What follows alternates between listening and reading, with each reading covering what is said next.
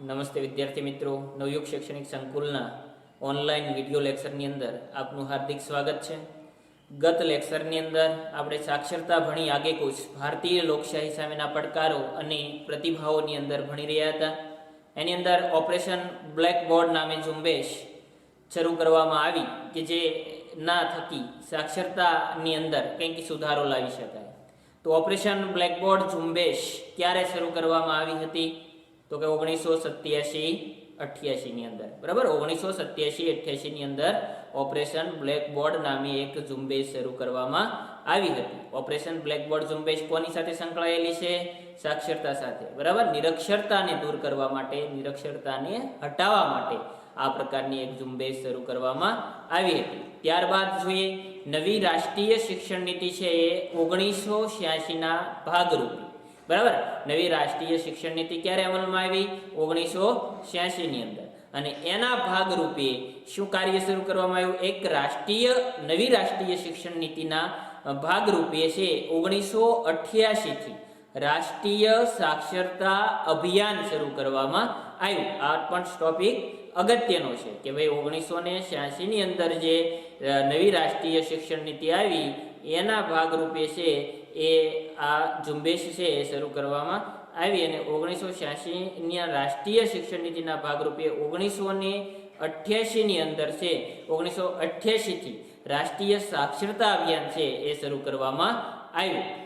આ અભિયાનનો હેતુ સંપૂર્ણ સાક્ષરતા સિદ્ધ કરવાનો અને 15 થી 35 વય જૂથના તમામ નિરક્ષરોને અક્ષર જ્ઞાન આપવાનો રહ્યો છે. ટૂંકમાં જે શાળાએ નથી જઈ શકતા એવી વય જૂથના જે વ્યક્તિઓ છે, બરાબર, આરટીઈ મુજબ 6 થી 14 વર્ષ સુધીના તમામ બાળકોને મફત અને ફરજિયાત શિક્ષણની જોગવાઈ છે, બરાબર. અહીંયા 15 થી 35 જે પૌઢ શિક્ષણ કહી શકાય, 15 થી 35 વય જૂથના તમામ જે નિરક્ષરો છે એમને, બરાબર, વય જૂથ શું છે એમની 15 થી 35 નવી રાષ્ટ્રીય શિક્ષણના ભાગ રૂપે છે એ આ કાર્યક્રમ શરૂ કરવામાં આવ્યો કે નવી રાષ્ટ્રીય શિક્ષણ નીતિના ભાગરૂપે 1988 થી રાષ્ટ્રીય સાક્ષરતા અભિયાન છે એ શરૂ કરવામાં આવ્યું.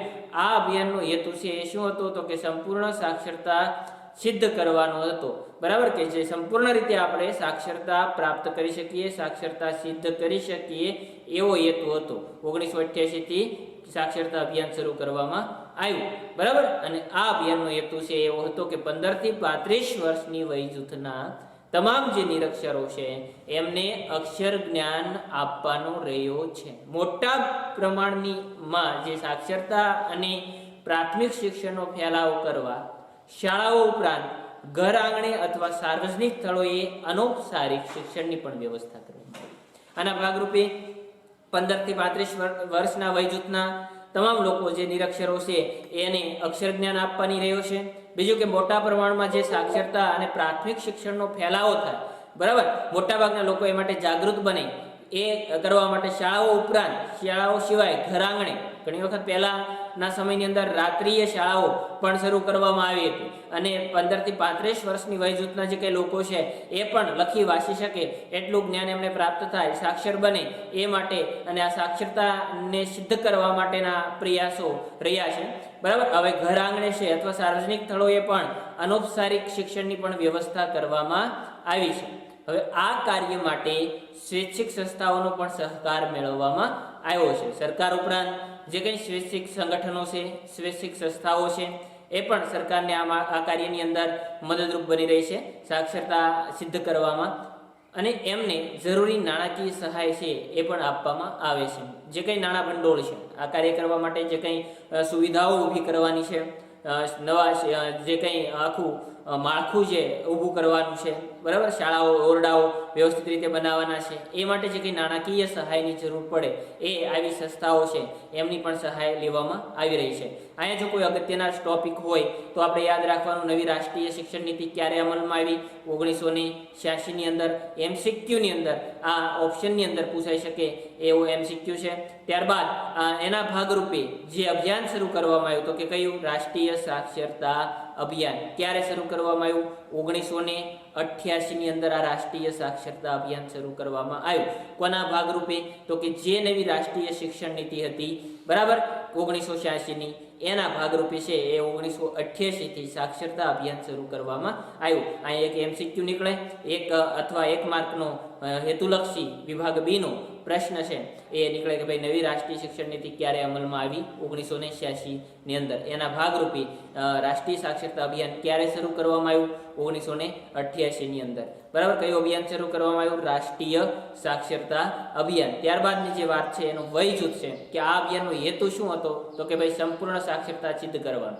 બરાબર. હેતુ યાદ રાખવું જરૂરી, પણ પ્રશ્ન સ્વરૂપે કે પરીક્ષાની દ્રષ્ટિએ પૂછાવાની સંભાવના ઓછું ધરાવે, પણ આ વય જૂથ કેટલી હતી છતાં યાદ રાખવું જરૂરી. તો કે આ અભિયાનનો હેતુ છે એ સંપૂર્ણ સાક્ષરતા સિદ્ધ કરવાનો અને 15 થી 35 વય જૂથના તમામ જે કંઈ નિરક્ષરો છે એને અક્ષર જ્ઞાન આપવાનો રહ્યો છે.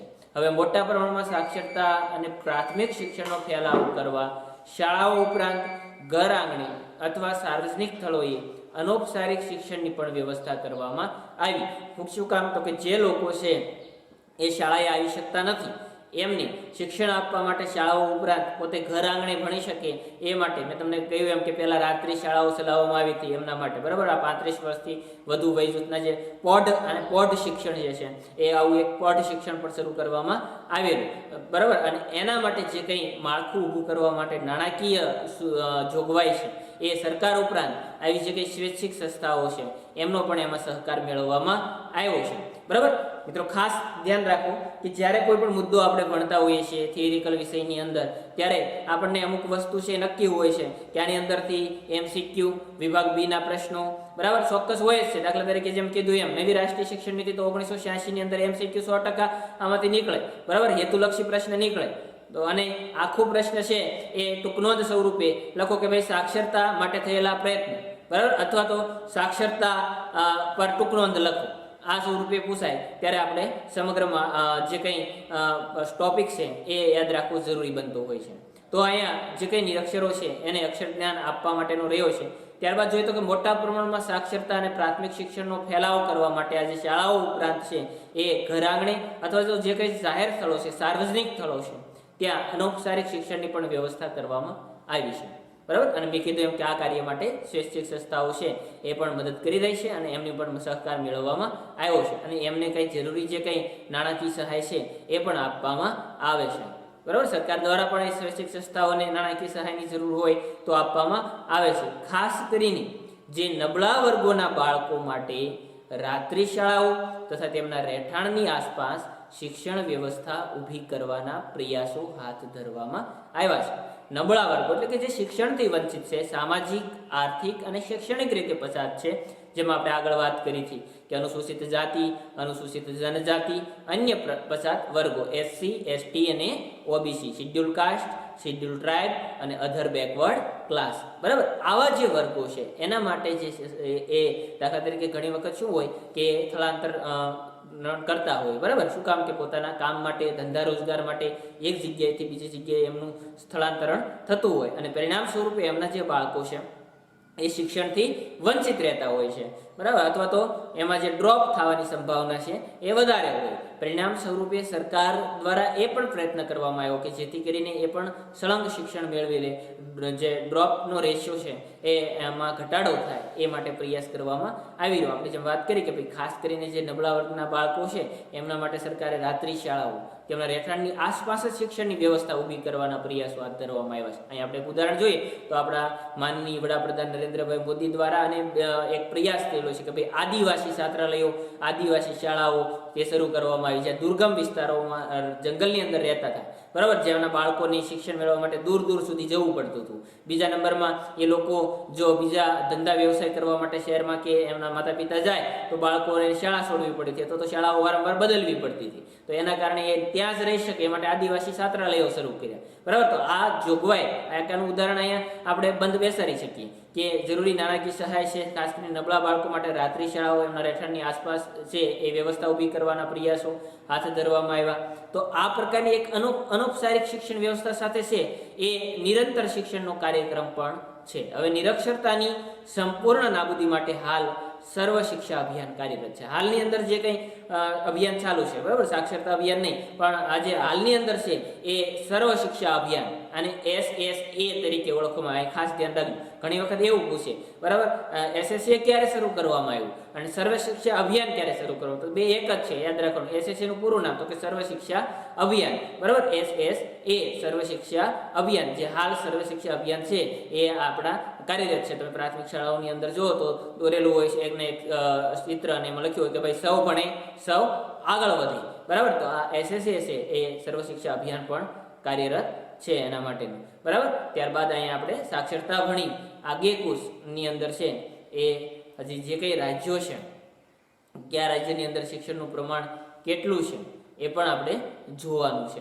તો કે ભાઈ ભારતના કેટલાક રાજ્યો છે એમાં સાક્ષરતાનો દર છે એ ઘણો ઊંચો છે, બરાબર. અહીંયા જે છેલ્લી વર્ષ વસ્તી ગણતરી 2011, બરાબર, દર 10 વર્ષે વસ્તી ગણતરી કરવામાં આવે અને શું કહેવાય, સેન્સસ તરીકે ઓળખવામાં આવે છે, બરાબર. આપણે યાદ રાખવું જરૂરી છે, એ નથી આવતું પણ આપણા નોલેજ માટે જ્યારે કોઈ પણ વસ્તુ સાથે સંલગ્ન બીજી બાબત આવતી હોય તો આપણને તરત યાદ આવવું જોઈએ, જેથી કરીને આપણે નોલેજની અંદર વધારો કરી શકીએ. તો કે ભાઈ ભારતના કેટલાક રાજ્યો છે એમાં સાક્ષરતાનો દર ઘણો ઊંચો છે. તો એમાં જે વર્ષ 2011ની વસ્તી ગણતરી મુજબ જોઈએ તો કેરળની અંદર 94%, બરાબર, 94, બરાબર, 94%. આ છે એ પ્રશ્ન સ્વરૂપે પૂછાય વિભાગ C ની અંદર, બરાબર, કે દરેક રાજ્યની અંદર જે કંઈ સાક્ષરતા ના આંકડા છે, આંકડાકીય માહિતી છે એ યાદ રાખવી જરૂરી બને છે. તો આ આંકડાકીય જે માહિતી આપી છે તે 2011ની સ્થિતિએ છે.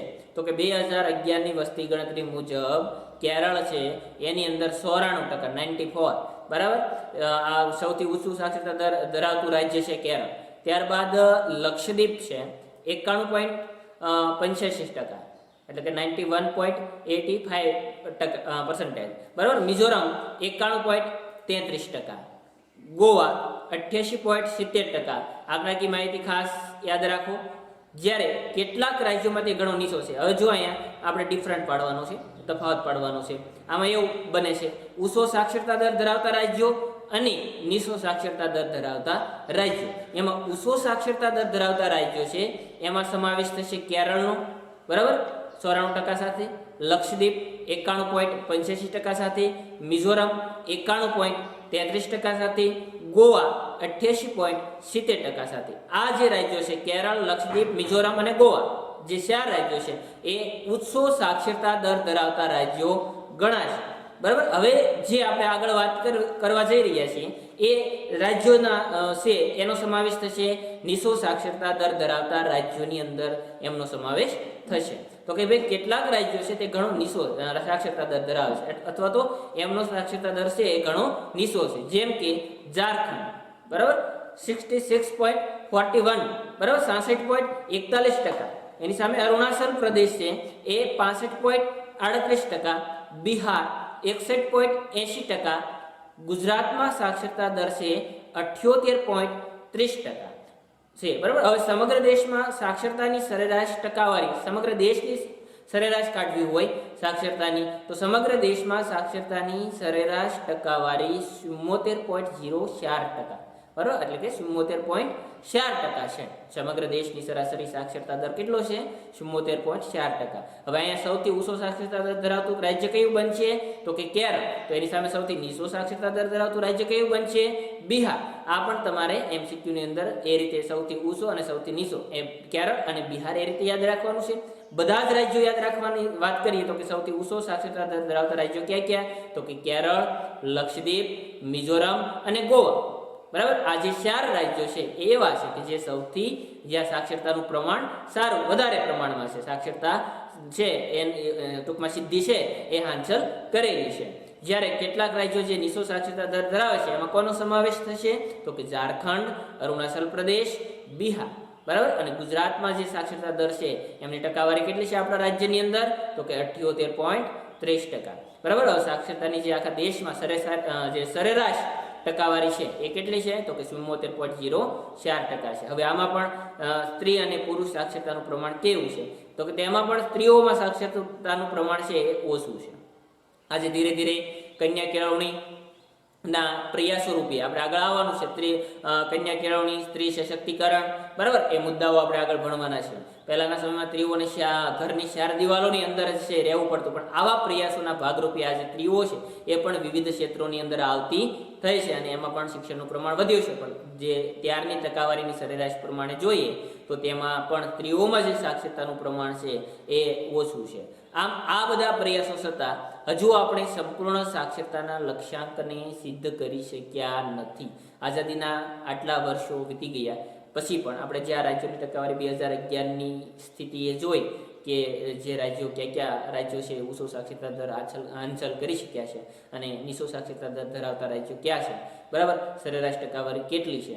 સ્ત્રીઓમાં ત્યારે એ સમયની સ્થિતિએ પણ 2011ની સ્થિતિએ સાક્ષરતાનું પ્રમાણ ઓછું હતું. હાલના સમયે થોડું જે પ્રમાણ છે એ વધ્યું છે. આપણે જોયું હતું 2015માં 33%માંથી સ્ત્રી અનામત ગુજરાતમાં કેટલું કરવામાં આવ્યું? 50%. આગળનો મુદ્દો યાદ આવવો જોઈએ અહીંયા આપણને, બરાબર.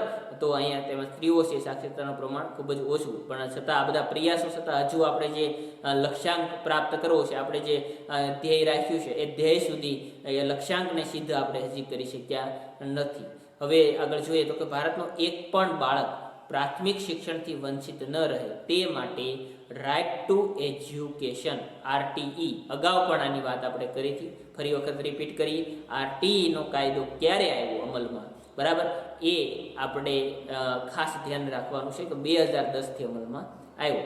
ક્યારે અમલમાં આવ્યો? 2010થી. RTE અંગેનો કાયદો છે એ 2010માં અમલમાં આવ્યો. તમારે MCQમાં આવશે કે RTE ક્યારે અમલમાં આવ્યું, તો એમાં જુદી જુદા ઓપ્શન છે એ તમને આપેલા હશે, 2009, 2005, 2010, બરાબર. RTE અને એક બીજો કાયદો છે, અહીં નથી આપણે ભણવાનું, પણ અહીં તમારું ધ્યાન દોરી દઈએ. એમાં મોટાભાગના લોકો છે ગફલત કરતા હોય છે.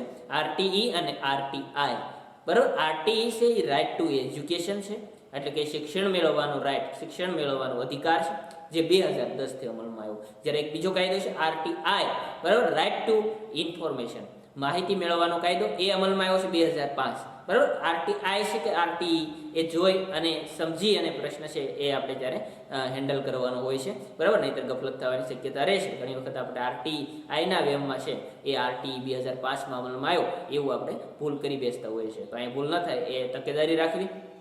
અહીં આપણે બે મિક્સ કે ભેગું થતું જ નથી, પણ આગળ જતાં તમારે કોઈ RTE અને RTI આવો કોઈ પ્રશ્ન કોઈ પણ જગ્યાએ પૂછાય ત્યારે અહીંયા તમારે એ મુદ્દાને ધ્યાનમાં રાખવું જોઈએ કે ભાઈ RTE એ એવું છે કે રાઇટ ટુ એજ્યુકેશન, શિક્ષણ સાથે સંકળાયેલ બાબત છે, શિક્ષણ સાથે જોડાયેલ બાબત છે. આગળ આપણે ભણ્યા તો તમને આમાંથી પ્રશ્ન યાદ આવવો જોઈએ કે RTE મુજબ કેટલા વર્ષ સુધીના બાળકોને મફત અને ફરજિયાત શિક્ષણની જોગવાઈ છે.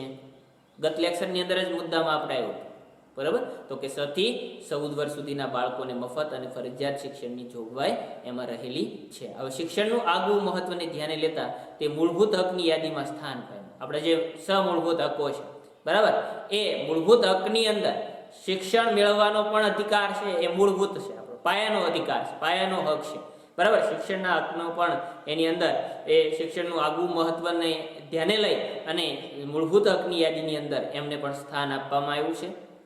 આ ઉપરાંત આપણી મૂળભૂત ફરજોમાં પણ જણાવવામાં આવ્યું છે કે પોતાના 6 થી 14 વર્ષના પાલ્યને શિક્ષણ પ્રાપ્ત થાય તે જોવાની ફરજ વાલીની રહેશે. અહીં વાલી એટલે માતા પિતા જ નહીં, બરાબર, જે કંઈ એમની જવાબદારી નિભાવે છે, તો એ પાલ્ય શબ્દ વાપર્યો છે, બરાબર. 6 થી 14 વર્ષ સુધીના એની ફરજ બને છે શિક્ષણ અપાવવું, બરાબર, અને એને શિક્ષણ લેવું એમનો હક છે. તો પોતાના 6 થી મૂળભૂત હકની અંદર જ્યારે એમનો સમાવેશ કર્યો છે ત્યારે પોતાના 6 થી 14 વર્ષના પાલ્યને શિક્ષણ પ્રાપ્ત થાય તે જોવાની ફરજ કોની રહેશે? વાલીની રહેશે. અહીં વાલી એટલે માત્ર માતા પિતા જ નહીં, માતા પિતા હયાત ના હોય તો જે કોઈ એમનું ભરણ પોષણ કરે છે, બરાબર, જે જવાબદારી લીધી છે, મોટા ભાઈ કે આગળ કોઈ પણ હોય, બરાબર, અથવા તો દત્તક જેમણે લીધા છે તેની પણ જવાબદારી બને છે. પાલ્યને શિક્ષણ પ્રાપ્ત થાય તે જોવાની ફરજ છે એ કોની રહેશે? વાલીની રહેશે. આમ શિક્ષણ મેળવવાના હકને મૂળભૂત હકનું સ્થાન આપીને આપણે શિક્ષણની મહત્તા પીસાણી છે, મહત્વ સમજ્યા છીએ કે શિક્ષણ શું છે, એને આપણે મૂળભૂત હકની અંદર સ્થાન આપી સરકારે શિક્ષણ છે એ પણ મહત્વની બાબત છે, એના મહત્વની આપણે પીસાણી છે. એટલું જ નહીં પરંતુ મૂળભૂત ફરજમાં પણ આ બાબતને સમાવિષ્ટ કરીને વિશેષ સભાનતા કેળવવાનો પ્રયત્ન કર્યો છે. માત્ર ને માત્ર શિક્ષણને છે એ મૂળભૂત હક આપી દીધો એટલું નહીં, પણ આપણી એક મૂળભૂત ફરજ છે અને એ ફરજની અંદર પણ એને સમાવિષ્ટ કરીને વિશેષ સભાનતા કેળવવાનો અહીંયા પ્રયત્ન કર્યો છે કે ભાઈ શિક્ષણ પ્રત્યે આપણે વિશેષ સભાન છીએ, જાગૃત છીએ એવું બતાવવાનો પણ પ્રયત્ન કર્યો છે. આ મુદ્દામાંથી અગત્યનો ટોપિક આરટીઈ 6 થી 14 વર્ષ સુધીના બાળકોને શિક્ષણ મેળવવાનો જે બાબત છે એ આપણા મૂળભૂત હકની અંદર સમાવેશ પામી અને એના વાલી જે છે એના પાલ્ય જે છે એમને આ શિક્ષણ અપાવવું એ એમની મૂળભૂત ફરજ બને છે એટલું અગત્યનું નીકળે.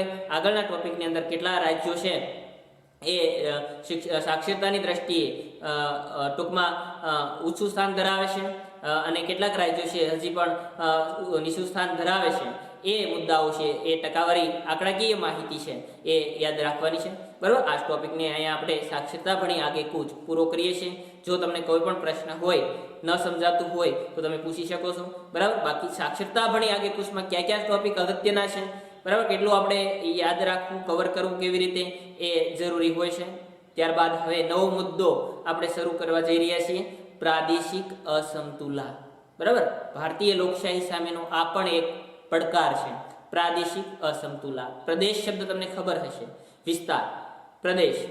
આપણે અહીંયા આખો દેશ છે એ નાના નાના કસ્બાથી લઈને તાલુકા જિલ્લાઓથી લઈને રાજ્ય અને રાજ્યની સરહદો અને દેશની સરહદો આંતરરાષ્ટ્રીય વિસ્તારની વાત કરીએ તો, પણ અહીંયા જે દેશ લેવલની વાત કરીએ તો જે જુદા જુદા પ્રદેશ છે, વિસ્તાર છે, બરાબર, એની વાત કરવાની છે. પ્રાદેશિક અસમતુલા આગળ ધોરણ 11 ની અંદર પણ તમે ભણતા હતા, રાજ્યશાસ્ત્રની અંદર જ મુદ્દો આવતો હતો કે ભારત દેશ છે વિવિધતામાં એકતા ધરાવતો દેશ છે. એની પહેલા આગળ તમે જોયું તો 10માની સામાજિક વિજ્ઞાનમાં પણ આ મુદ્દો આવતો, વિવિધતામાં એકતા. બરાબર, ભારત દેશ અનેક પ્રકારની વિવિધતા ધરાવે છે, ભૌગોલિક વિવિધતા, સાંસ્કૃતિક વિવિધતા, બરાબર, એમના જે કંઈ રીત રિવાજો છે, એમના જે કંઈ પ્રદેશો છે એ પ્રદેશોની વિવિધતા અને લોકોની જે કંઈ બોલી છે, સંસ્કૃતિ છે, એમની પણ વિવિધતા ભારત દેશ ધરાવે છે એવું આપણને ખ્યાલ છે. અહીંયા આપણે જે મુદ્દો પ્રાદેશિક અસમતુલા કઈ રીતે લોકશાહી સામે પડકાર બને, બરાબર, પ્રાદેશિક અસમતુલા હોય, અસમાનતા હોય તો કઈ રીતે આપણે લોકશાહી સામે છે એ એક પડકાર ઊભો થાય, દેશ સામે પડકાર ઊભો થાય. બરાબર, અસમતુલતા હોવાથી પડકાર નથી ઊભો થતો, પણ આપણે એવી અસમતુલતા ઊભી કરીએ છીએ. બરાબર, દરેકને પોતાના પ્રદેશ પ્રત્યે ગૌરવ હોવું જોઈએ, પણ જ્યારે મિથ્યા ગૌરવની લાગણી ઊભી થાય, મિથ્યા ગૌરવ એટલે ઘણા એવું કે ભાઈ અમારો પ્રદેશ જ શ્રેષ્ઠ છે, બીજું એ પ્રમાણ ઊભું થાય કે આમાંથી અમુક રાજ્યો, આપણે કેમ આગળ સાક્ષરતાનો મુદ્દો જોયા કે અમુક રાજ્યો છે એ વધારે સાક્ષરતા ધરાવે છે, સાક્ષર છે, તો અમુક રાજ્યો છે એનું પ્રમાણ હજી પણ ત્યાં એ સિદ્ધ કરી શકાણું નથી. બરાબર, તો આ તફાવત જો ડિફરન્સ જો અસમાનતા થઈ. બરાબર, અહીંયા જે પ્રદેશ વિશેની અસમતુલતા હવે આપણે જોઈએ વિગતવાર, પ્રાદેશિક અસમતુલા. ભારત અનેક પ્રકારની વિવિધતા ધરાવતો દેશ છે, બરાબર, છતાં પછી એકતા ધરાવે છે. આ વિવિધતા વચ્ચે એકતા સિદ્ધ કરવાનો અને જાળવી રાખવાનો ભગીરથ પુરુષાર્થ આપણે સ્વાતંત્ર્ય પછી હાથ ધર્યો છે. ભારત છે એ અનેક પ્રકારની વિવિધતા ધરાવતો દેશ છે અને આ વિવિધતાની વચ્ચે આપણે એકતા પણ રાખી શકીએ, એકતા પણ સિદ્ધ કરી શકીએ અને જાળવી રાખીએ એ માટેનો ભગીરથ પુરુષાર્થ પણ આપણે સ્વાતંત્ર્ય પછી હાથ ધર્યો છે. આ આપણે ત્યારે જ સિદ્ધ કરી શકીએ જ્યારે જુદા જુદા પ્રદેશો વચ્ચે અસમતુલા ઓછી કરીને દેશનો સમતોલ વિકાસ સાધી શકે. બરાબર, આજે કે આપણે ભગીરથ કાર્ય કરીએ છીએ, બરાબર છે, આપણે એકી હોવું જોઈએ, એકતા હોવી જોઈએ, પણ એની અંદર આપણને સફળતા ક્યારે મળે તો કે જ્યારે આપણે આ જુદા જુદા જે પ્રદેશો છે એની વચ્ચે જે અસમતુલતા છે એ અસમતુલતા જ્યારે આપણે ઓછી કરીએ, અસમતુલતા ઘટાડીએ, બરાબર, અને દેશનો સમતોલ વિકાસ સાધી શકીએ ત્યારે આપણે છે એ એકેય સાધવાનો જે આપણો ભગીરથ પ્રયાસ છે, ભગીરથ પ્રયત્ન છે એ કરી શકીએ. દેશના જુદા જુદા પ્રદેશો વચ્ચે વ્યક્તિ દીઠ આવક જે અસમતુલતા છે, અસમાનતા છે, શામાં જોવા મળે છે એના થોડા મુદ્દા અહીંયા આપેલા છે. તો કે દેશના જુદા જુદા પ્રદેશો વચ્ચે વ્યક્તિ દીઠ આવકની બાબતમાં અસમતુલતા એટલે કે આર્થિક અસમાનતા થઈ ગણાય. બરાબર, આ તો સ્વાભાવિક વસ્તુ છે. આપણે કોઈ એક ગામ હોય અથવા તો એક કુટુંબ હોય અથવા તો હાવ નજીક જ હોય, છતાં આવકની બાબતની અંદર છે બધાના ધંધા, રોજગાર, આવડત, કૌશલ્ય આ બધું અલગ અલગ હોય. એના કારણે વ્યક્તિ દીઠ જે આવક છે, પછી જે કંઈ શિક્ષણની માત્રા છે, આમાં જ્ઞાતિ, સમાજ, જૂથ, વિસ્તાર બધું આવી જાય. એ શિક્ષણની માત્રાની અંદર પણ અહીંયા પ્રદેશની વાત કરવાની છે આપણે. આ તો માત્ર તમને એની સાથે સંલગ્ન બાબતો છે એટલે જોડીએ છીએ. તો દેશના જુદા જુદા પ્રદેશો વિશે વ્યક્તિ દીઠ આવક, શિક્ષણની માત્રાનું ઉદાહરણ આપણે થોડી વાર પહેલા જ સાક્ષરતા ભણી આગે કુશના મુદ્દામાં જોયું કે ભાઈ કેરળ અને બિહાર આ બે છે. પહેલું ટોપનું રાજ્ય કેરળ સાક્ષરતાની અંદર, અને જે બોટમ છે તળિયાનું છે એ છે બિહાર. બરાબર, આ શિક્ષણની માત્રાની અંદર તફાવત જો ગણાય. આ બે પ્રદેશો થયા ને, બે અલગ રાજ્યો થયા અહીંયા. બરાબર, કેરળ રાજ્ય અને બિહાર રાજ્ય છે. તો અહીંયા શિક્ષણની આ દેશની આખા રાજ્યો છે દેશના, એ જુદા જુદા રાજ્યો વિશે અસમાનતા થઈ. એમાં આપણે કેરળ છે તો સૌથી શિક્ષણની માત્રા છે એ ઊંચી છે, શિક્ષણનું પ્રમાણ સારું છે. તો એની સામે બિહાર છે તો એની આ માત્રા ઓછી છે. તો બીજું બાબત આરોગ્ય અને જન સુખાકારીની સવલતો. દરેક રાજ્યમાં આરોગ્ય અને જન સુખાકારીની સવલતો પણ અલગ અલગ છે. બરાબર, એમાં પણ તફાવતો રહેલા છે. બરાબર, અમુક રાજ્ય છે આરોગ્યની સારી એવી સુવિધાઓ પોતાના રાજ્યની અંદર અથવા તો દેશની અંદર પણ તફાવત રહેલા છે એ જોવા મળે. તો અહીંયા એક પ્રદેશ વચ્ચેની અસંતુલતા થઈ. અમુક રાજ્ય એક જ દેશના બે રાજ્યોની અંદર આરોગ્ય અને જન સુખાકારીની સવલતોની અંદર જે કંઈ સુવિધાઓ છે, જે કંઈ એમની સાધનો છે એની અંદર તફાવત રહેલો જોવા મળે. દાખલા તરીકે આપણે છે અહીં ગુજરાતની અંદર તો ભાઈ કે ભાઈ 5000ની વસ્તીએ એક સબ સેન્ટર આરોગ્યની અંદર હોય અને 30,000ની વસ્તીએ એક પ્રાથમિક આરોગ્ય કેન્દ્ર છે એ આપવામાં આવે. બરાબર, એ જ રીતે આદિવાસી વિસ્તાર હોય તો 20,000ની વસ્તીએ એક પ્રાથમિક આરોગ્ય કેન્દ્ર આપવામાં આવે. અને જે કંઈ આપણો વિસ્તાર હોય તો ત્યાં છે એ 30,000, અને આદિવાસી વિસ્તારની અંદર કેટલા 20,000ની વસ્તી. શું તો કે એક પીએચસી એટલે કે પ્રાથમિક આરોગ્ય કેન્દ્ર, એની નીચે સબ સેન્ટર હોય પેટા કેન્દ્ર. એમાં એવું હોય કે 5,000ની વસ્તીએ એક પેટા કેન્દ્ર હોય, પણ જો આદિવાસી વસ્તી હોય તો 3,000ની વસ્તી એક પેટા કેન્દ્ર બને. તો આપણે ખાલી ઉદાહરણ કોના સંદર્ભમાં જોયું? આરોગ્યની સુવિધાના સંદર્ભમાં.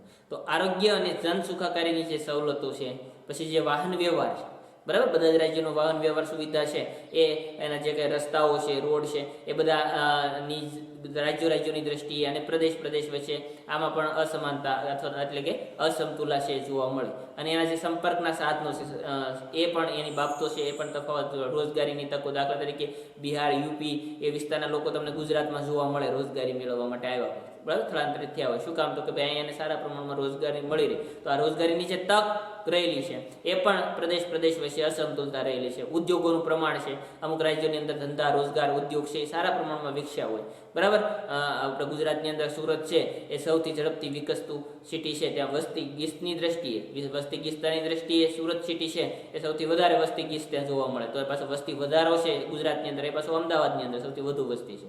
તો આ ઉદ્યોગોનું પ્રમાણ વગેરે બાબતોમાં પણ મોટો તફાવત હોય તો તેને સામાન્ય રીતે પ્રાદેશિક અસમતુલતા કહી શકાય. બરાબર, જ્યાં ઉદ્યોગોનું પ્રમાણ સારું હોય, ધંધા રોજગાર વધારે હોય, ત્યાં વસ્તી ગીસ પણ વધારે હોય. આમ જેમ સુરતનું મેં ગુજરાત લેવલે ઉદાહરણ આપ્યું તેમ. બરાબર, હવે અહીંયા આ જે કંઈ આપણે જોયું એ પ્રાદેશિક અસમતુલાને માત્ર સમજ્યા છીએ કે પ્રાદેશિક અસમતુલા કોને કહેવાય. પ્રદેશ વચ્ચે કેવી અસમતુલતા હોય? તો કે ઉદ્યોગોને લઈને હોય, આરોગ્યની સુવિધાને લઈને હોય, વાહન વ્યવહારની સુવિધાને લઈને પ્રદેશ વચ્ચે અસમતુલતા હોય. આપણે અહીં પ્રાદેશિક અસમતુલતાનો પરિચય મેળવ્યો. હવે આ પ્રાદેશિક અસમતુલતા ઊભી થવા પાછળ પણ ઘણા રીઝન છે, ઘણા કારણો જવાબદાર છે, ઘણા પરિબળો જવાબદાર છે. એક ખાસ આપણે ગણવાના છીએ. આ પ્રશ્ન સ્વરૂપે આ રીતે પૂછાય કે પ્રાદેશિક અસમતુલા ઊભી થવા પાછળના પરિબળો જણાવો, અથવા પ્રાદેશિક અસમતુલા ઊભી થવા પાછળના કારણો જણાવો. બરાબર, હવે ભારતની અંદર, આપણા દેશમાં, ભારતમાં પ્રાદેશિક અસમતુલતા ઊભી થઈ તે પાછળ ઘણા કારણો અને પરિબળો જવાબદાર છે. બરાબર, ઘણા બધા રીઝન છે, મલ્ટી રીઝન છે એની પાછળ. બરાબર, તો એ ભારતમાં પ્રાદેશિક અસમતુલતા ઊભી થઈ તે પાછળ ઘણા કારણો અને પરિબળો જવાબદાર છે એ આપણે હવે જોવાના છે. તો કે જેમાં સંસ્થાનવાદી વારસો પહેલું કારણ પ્રાદેશિક અસમતુલતા ઊભું થવાનું. આપણને જે વારસો મળે, અંગ્રેજો જુદા જુદા સંસ્થાનો, વેપારી મથકો, કોઠીઓ સ્થાપતા. બરાબર, એને સૌપ્રથમ સુરતમાં કોઠી સ્થાપી. જે કંઈ વિસ્તારો એમને ઉદ્યોગ, ધંધા, રોજગારની દ્રષ્ટિએ સારા લાગે, બરાબર, અથવા તો જે અનુકૂળતા હોય, તમે ભૂગોળમાં ભણો છો કે ઉદ્યોગોનું સ્થાન નક્કી કરવાનું. એ સ્થાન કોના આધારે નક્કી થાય? ઉદ્યોગ ધંધાનું. તો કે જે કંઈ એમને કાચો માલ નજીકથી મળી રહેતો હોય એટલે કે પરિવહન ખર્ચ કેવો આવે? ઓછો આવે. બીજું કે જે કંઈ તૈયાર થયેલો માલ વેચવા માટે જે બજારની સગવડતા છે, સુવિધા છે એ હોવી જોઈએ, તો એ બજાર એમને મળી રહેતું હોય. બરાબર, બીજું અહીંયા જે કારણો છે, પ્રાદેશિક અસમતુલતા ઊભી કેમ થઈ એ થવા પાછળના, ભારતની અંદર પ્રાદેશિક અસમતુલતા ઊભી થઈ તે પાછળના જે કંઈ ઘણા કારણો છે, ઘણા રીઝન છે એ જોઈએ તો પહેલું છે સંસ્થાનવાદી વારસો, બીજું છે શહેરીકરણ અને ઔદ્યોગિકરણની માત્રા. અને ધીરે ધીરે ગામડામાંથી લોકો છે એ ધંધા રોજગાર મેળવવા માટે, બરાબર, શહેરો તરફ છે સ્થળાંતરણ કરી રહ્યા છે, એટલે કે શહેરીકરણ થયું છે. અને શહેરીકરણ અને ઔદ્યોગિકરણ, ઉદ્યોગો છે ધીરે ધીરે સ્થાપતા છે, આધુનિક જે ઉદ્યોગો સ્થાપન, ઔદ્યોગિક ક્રાંતિ થઈ, સૌપ્રથમ ઇંગ્લેન્ડની અંદર ઔદ્યોગિક ક્રાંતિ થઈ, બરાબર. ઔદ્યોગિકરણની જે કંઈ માત્રા છે તે, પછી વાહન વ્યવહારના જે કંઈ સાધનોમાં અસમતોલ વિકાસ છે, વાહન વ્યવહારની જે સગવડતાઓ છે, જે કંઈ સાધનો છે એ બધા રાજ્યો એક સરખા પ્રમાણમાં વિકસાવી શક્યા નથી, એટલે કે વાહન વ્યવહારના જે સાધનો છે એનો વિકાસ છે એ અસમતોલ છે. આંતરમાળખાકીય સુવિધાઓમાં અસમાનતા વગેરેનો સમાવેશ થાય છે. જે કંઈ આંતરમાળખાકીય સુવિધાઓ છે એની અંદર પણ અસમાનતાઓ છે એ રહેલી છે. આ બધી જ બાબતો છે એ પ્રાદેશિક અસમતુલા ઊભી થવા પાછળના કારણો છે. ક્યાં ક્યાં છે ફરી વખત રિપીટ કરીએ. સંસ્થાનવાદી વારસો, શહેરીકરણ અને ઔદ્યોગિકરણની માત્રા, વાહન વ્યવહારના સાધનોમાં અસમતોલ વિકાસ, આંતરમાળખાકીય સુવિધાઓમાં અસમાનતા, આ જે કારણો છે એનો સમાવેશ થાય. પ્રાદેશિક અસમતુલતા ઊભી થવા પાછળ આ જવાબદાર કારણો છે. આગળ જોઈએ. આપણે જાણીએ છીએ તેમ પ્રાદેશિક અસમતુલતાના મૂળ અમુક અંશે સંસ્થાનવાદી શાસનમાં પડેલા છે. તમને ખબર છે કે અંગ્રેજો છે એ ભારતમાં આવ્યા, અમને ભારતની અંદર એમને શાસન કર્યું. આપણે ખબર છે ઈસ્ટ ઇન્ડિયા કંપની ઈસવીસન 1600ની અંદર સ્થપાણી, ત્યારબાદ જુદી જુદી વ્યાપારી કોઠીઓ એમને સ્થાપી, બરાબર. અંગ્રેજો જે વ્યાપારી કોઠીઓ સ્થાપતા હતા ત્યાં એ કહેવાનો મતલબ એવો છે કે ત્યાં એ વિસ્તારનો વિકાસ થયો ટૂંકમાં, અને બાકીના જે વિસ્તારો છે એ ત્યાં વિકાસની અંદર પાછળ રહી ગયા. પરિણામે શું બને? પ્રદેશો પ્રદેશ વચ્ચે અસમતુલતા ઊભી થાય. તો અહીંયા જે કંઈ સંસ્થાનવાદી આપણે વારસો, પહેલા જે માટે કારણ ભણ્યા, પહેલું જ કારણ અહીંયા દર્શાવેલું છે કે સંસ્થાનવાદી વારસો, બરાબર. હવે અહીંયા જે કંઈ પ્રાદેશિક અસમતુલતાના મૂળ ક્યાં પડેલા છે તો કે સંસ્થાનવાદી શાસનમાં પડેલા છે. હવે જે બ્રિટિશ સરકારને દેશના સર્વાંગી અને સમતોલ વિકાસમાં રસ કે રુચિ ન હતી, બરાબર. સંપૂર્ણ દેશ વિકાસ કરે, દેશનો સર્વાંગી વિકાસ થાય. સર્વાંગી એટલે દરેક વિસ્તારનો, દરેક પ્રદેશનો, છેવાડાના વિસ્તારનો વિકાસ થાય અને બધાનો સમતોલ સરખો વિકાસ થાય, એમાં એમને રસ કે રુચિ ન હતી. એને તો એમના વેપારમાં રસ હતી, બરાબર. વેપારમાં રસ હતો. કહેવાનો મતલબ કે જે વિસ્તારમાં એમનો વેપાર, ઉદ્યોગ અને સુવિધાઓ જ્યાં સારા પ્રમાણમાં મળી રહી એમ હતી, એ વિસ્તારનો એમણે વિકાસ કર્યો, ડેવલપ કર્યો. પણ બાકીના જે વિસ્તાર છે એ એની સરખામણીમાં વિકાસમાં પછાત રહી ગયા, પાછળ રહી ગયા. પરિણામ સ્વરૂપે અસમતુલતા છે એ ઊભી થવા પાછળ આ પણ એક કારણભૂત પરિબળ બન્યું. તો કે ભાઈ કેટલાક ચોક્કસ વિસ્તારો છે એના વિકાસ પર જ એમણે છે એ ધ્યાન કેન્દ્રિત કર્યું, કારણ કે એમને જે કંઈ સર્વાંગી સમતોલ વિકાસ છે એમાં રસ કે રુચિ ન હતી. તેનો મુખ્ય હેતુ તો દેશનું આર્થિક શોષણ કરવાનો હતો. મુખ્ય હેતુ એમનો આપણા દેશની અંદર જે કંઈ બાબતો છે, ઉદ્યોગ ધંધાઓ જ્યાં સ્થાપી શકાય એવા વિસ્તારો છે, આપણને જે પ્રકૃતિ તરફથી અમૂલ્ય વારસો જે મળેલો હતો અને એ વારસાનો આ લોકોએ ઉપયોગ કરી ત્યાં કોઠીઓ સ્થાપી, સંસ્થાનો સ્થાપી, પોતાના ઉદ્યોગો વિકસાવ્યા. એનો હેતુ એવો જ હતો કે ભાઈ પોતાનો આપણા ભોગે એમનો વિકાસ કરવો, આપણા દેશના ભોગે એમના દેશનો વિકાસ કરવો. એટલે જે કંઈ આર્થિક શોષણ છે એ જ કરવાનું જ હતું. હવે એ હેતુને ધ્યાનમાં રાખીને દેશના કેટલાક પ્રદેશોના ચોક્કસ વિસ્તારોનો વિકાસ પર તેમણે ધ્યાન આપ્યું, બરાબર. પોતાના સ્વાર્થ ખાતર એમને પોતાના આર્થિક વિકાસ માટે અને જે કંઈ વિસ્તારો ઉદ્યોગની દ્રષ્ટિએ વિકસિત છે એમનો વિકાસ એમણે વધારે કર્યો, બરાબર. જુદા જુદા બંદરો છે, જેમ કીધું સુરતમાં કોઠીઓ સ્થાપી, તે વિસ્તારો છે જ્યાં જ્યાં એમને વેપાર ઉદ્યોગ ચાલતા હતા, ધમધમતા હતા, એ વિસ્તારોની અંદર છે એ વિસ્તારોનો એમણે વિકાસ ઉપર ધ્યાન આપ્યું. બાકીના વિસ્તારને છે વિકાસનું ધ્યાન આપ્યું નહીં, કારણ કે એમનો મુખ્ય હેતુ આર્થિક શોષણ કરવાનો હતો. એ હેતુને ધ્યાનમાં રાખીને દેશના કેટલાક પ્રદેશોમાં ચોક્કસ વિસ્તારોના વિકાસ પર તેમણે ધ્યાન આપ્યું હતું અને બીજા પ્રદેશોની શું કરી? ઉપેક્ષા કરી હતી, બરાબર. એમની ઉપેક્ષા છે, પરિણામ સ્વરૂપે શું બને? શું ઊભું થાય? પ્રાદેશિક અસમતુલા. હવે લોકોની જરૂરિયાતને ધ્યાનમાં લઈને નહીં, પણ વ્યાપાર ઉદ્યોગોની જરૂરિયાતોને ધ્યાનમાં રાખીને વિકાસ કરવામાં તેમને રસ હતો. એમને લોકોની શું જરૂરિયાત છે, લોકોને શું જોઈએ છે એ વાતમાં રસ નહોતો, પણ પોતાના ઉદ્યોગ ધંધા, વેપાર ઉદ્યોગની કઈ જરૂરિયાતો છે એમને ધ્યાનમાં રાખીને એમને વિકાસ કરવાનો હતો. આ એમની નીતિ પણ પ્રાદેશિક, અંગ્રેજોની, કોની નીતિ? બ્રિટિશરોની. બ્રિટિશોની આ નીતિ પણ પ્રાદેશિક અસમતુલા ઊભી થવા પાછળ એક કારણભૂત પરિબળ હતી. એ જ રીતે બ્રિટિશ સરકારને જમીન મહેસૂલ ઉઘરાવવામાં જ રસ હતો, બરાબર છે. જમીન મહેસૂલ એ લોકો ત્યારે ઉઘરાવતા, રેતવારી પ્રથા અને આવી જે જુદી જુદી પદ્ધતિઓ છે એ મુજબ એ લોકો છે એ જમીનના મહેસૂલ ઉઘરાવતા હતા, બરાબર. જમીન મહેસૂલ ઉઘરાવવામાં જ રસ હતો. તેથી તેણે જમીનદારી નીતિ દાખલ કરી, બરાબર, કારણ કે જમીન મહેસૂલ ઉઘરાવી શકે એ માટે તેમણે કઈ નીતિ દાખલ કરી? જમીનદારી નીતિ છે એ દાખલ કરી જમીનદારોની. આ નીતિના પરિણામ સ્વરૂપે જમીનની ફળદ્રુપતા અને ઉત્પાદકતા પર કોઈ ધ્યાન આપવામાં આવ્યું નહીં. ભારત દેશ એક ખેતી પ્રધાન દેશ, કૃષિ પ્રધાન દેશ છે. ભારતના મોટા ભાગના લોકો છે એ ખેતીના વ્યવસાય સાથે જોડાયેલા છે. ત્યારે એને જમીનદારી નીતિ દાખલ કરી, પણ આ નીતિના પરિણામ સ્વરૂપે જે જમીનની ફળદ્રુપતા હોવી જોઈએ, પછી ફળદ્રુપતા હોય તો જ ઉત્પાદકતા સારા પ્રમાણમાં પ્રાપ્ત કરી શકાય, જે આપ સૌને ખ્યાલ છે. તો આ નીતિના પરિણામ સ્વરૂપે જમીનની ફળદ્રુપતા અને જે કંઈ ઉત્પાદકતા પર છે એ પર કોઈ પણ ધ્યાન આપવામાં આવ્યું નહીં, અને અસમતુલતાઓ પરિણામ સ્વરૂપે વધતી ગઈ. ભૂપૃષ્ઠ જે ભૌગોલિક બાબતો છે એ અસમતુલતા પણ વધતી ગઈ. અહીંયા પ્રાદેશિક અસમતુલતા ઊભી થવા પાછળના પરિબળો જણાવો, કારણો જણાવો. એ આખો ટોપિક અગત્યનો છે, એ કારણો તમારે યાદ રાખવાના છે, બરાબર. આમાં એકદમ કારણો સ્પષ્ટ આપેલા છે આપણને કે કયા કારણો પ્રાદેશિક અસમતુલતા ઊભી થવા પાછળના જવાબદાર હતા. અગત્યના મુદ્દાઓ જોઈએ તો આરટી સાક્ષરતા અભિયાન આગળ કુશની અંદર કયા રાજ્યો સૌથી વધારે પ્રમાણની અંદર સાક્ષરતા ધરાવે છે અને નિશો સાક્ષરતા દર ધરાવતા રાજ્યોની અંદર કોનો સમાવેશ થાય છે તે બાબતો, અને પ્રાદેશિક અસમતુલતા કોને કહેવાય અને પ્રાદેશિક અસમતુલતા ઊભી થવા પાછળના પરિબળો, એટલું આપણે આજે ભણ્યા છીએ, બરાબર. આ તમામ વસ્તુ છે, તમામ પ્રશ્નો છે આમાંથી નીકળે છે, જે તમને અહીંયા વાત કરી છે, હાઇલાઇટ કર્યા છે, એ પ્રશ્નો તમારે ઘરે છે વાંચવાના છે, યાદ રાખવાના છે, અને પરીક્ષાની દ્રષ્ટિએ અગત્યના ટોપિક છે એ અલગ તારવવાના છે, બરાબર. તમારે જે કંઈ ટેક્સ્ટ બુક હોય એની અંદર આ જે કંઈ અગત્યના ટોપિકો છે એ આની અંદરથી બનતા અગત્યના પ્રશ્નો છે એનું આપણે રીડિંગ કરશું, યાદ રાખશું, વાંચશું, એવું અપેક્ષા સાથે આજનું લેક્ચર અહીંયા પૂર્ણ કરીએ છીએ.